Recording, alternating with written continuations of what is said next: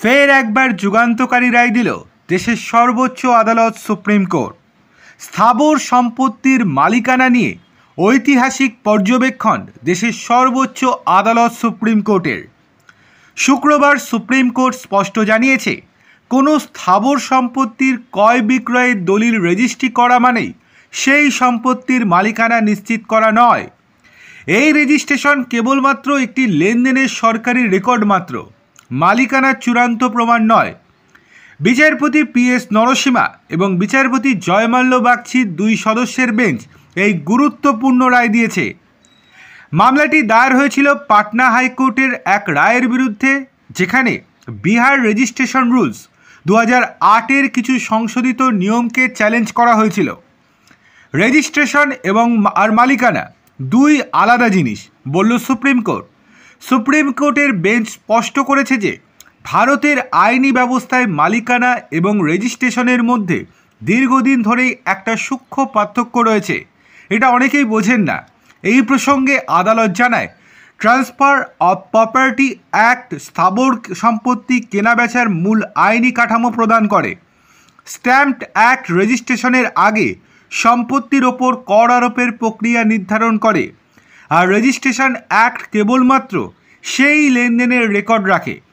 Bench মন্তব্য করেছে, registration act দলিলের রেজিস্ট্রেশন বাধ্যতামূলক করে, টাইটেলের নয়। এই পার্থক্যটি আমাদের অনুমানমূলক টাইটেলিং সিস্টেমের ভিত্তি। আদালত আরও জানায়, রেজিস্ট্রেশন মালিকানার চূড়ান্ত প্রমাণ নয়, বরং কেবল অনুমানমূলক প্রমাণ হিসেবে গণ্য করা হয়। 2019 সালে বিহার সরকার বিহার রেজিস্ট্রেশন রুলস সংশোধনে আনে। সেখানে 2টি উপবিধি যুক্ত করা হয়, যেখানে বলা হয় বিক্রেতার নামে মিউটেশন না থাকলে দলিল রেজিস্ট্রি করা যাবে না। রেজিস্ট্রেশন কর্তৃপক্ষকে এই ভিত্তিতে রেজিস্ট্রেশন প্রত্যাখ্যানের ক্ষমতা দেওয়া হয়েছিল। এই বিধিগুলির বিরুদ্ধেই মামলা ওঠে সুপ্রিম কোর্টে।